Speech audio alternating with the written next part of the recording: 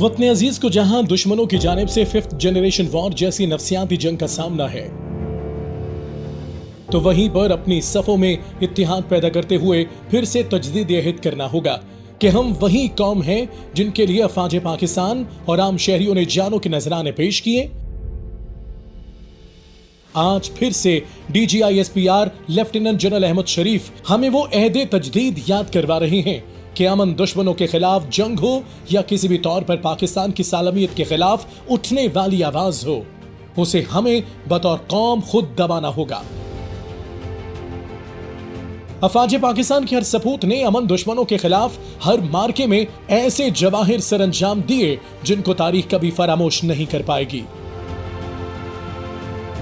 Chief of army staff general Syed Hafiz Asim Munir की leadership में हमारी फौज का मोराल बुलंद है और कौम भी इसी सिपा सलार की क़यादत में रात को सुकून से सोती है। आज सियासत की आड़ में मखसूस जमात ने पाकिस्तान, इसके निजाम और इदारों के साथ जो कुछ किया वो दुश्मन भी ना कर सके।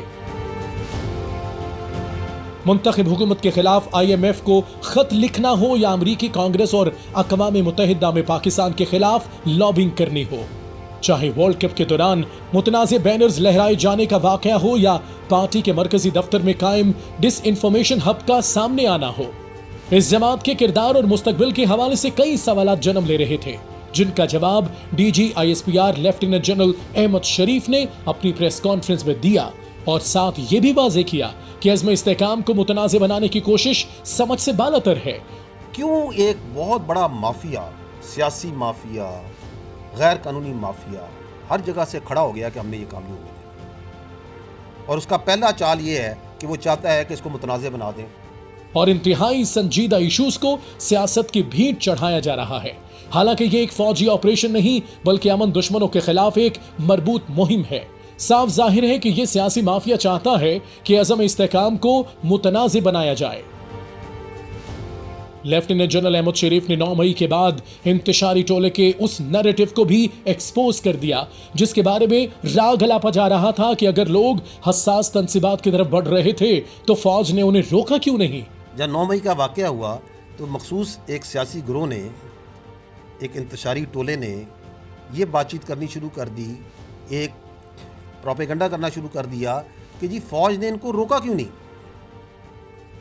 इनको गोली मार देते। चूंकि इन्होंने गोली नहीं मारी इसका मतलब है इन्होंने खुद इनको लेके आए। ये आपके सामने ये बयानिया चलाया या नहीं चलाया गया।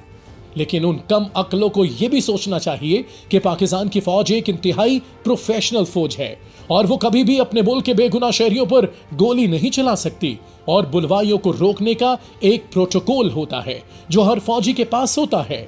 जब फौजी तनसीबात पर कोई बुलवाई आता है तो पहले वार्निंग दी जाती है और हवाई फायरिंग की जाती है। उसके बाद फिर जिस तरह उसको ट्रीट करना होता है वैसे ही किया जाता है। अगर बन्नू वाक़े को देखें तो वो भी 9 मई का ही तसलसल नजर आता है, क्योंकि 9 मई के किरदार अभी तक आजाद फिर रहे हैं। उन्हें हमदर्दी मिली, जराइम की सजा नहीं। इन मंसूबा साजों को जब तक कैफिर किरदार तक नहीं पहुंचाएंगे तो मुल्क के अंदर इंतशार और फस्तायत मजीद फैलेगी। DGISPR लेफ्टिनेंट जनरल अहमद शरीफ की प्रेस कॉन्फ्रेंस से एक बात तो साबित हो चुकी है कि अब जल्द या बदेर मुल्क को नुकसान पहुंचाने वाले तमाम घिनौने किरदार अपने अंजाम को जरूर पहुंचेंगे। पाकिस्तान के तराने के मिज़दाक, कौम, मुल्क और सल्तनत का तराना गाने वाले अगर हकीकी तौर पर एक कौम बनकर इसी मुल्क की तरक्की और खुशहाली के लिए सरगर्म हो तो सल्तनत पाकिस्तान किसी भी कठिन से कठिन चैलेंज से नबरदाज़मा हो सकती है। कायदे आज़म का फरमान ईमान, इत्तिहाद और तंजीम हमारे लिए मशअल राह है और इसी पर चलकर हम हर मुश्किल को दूर कर सकते हैं।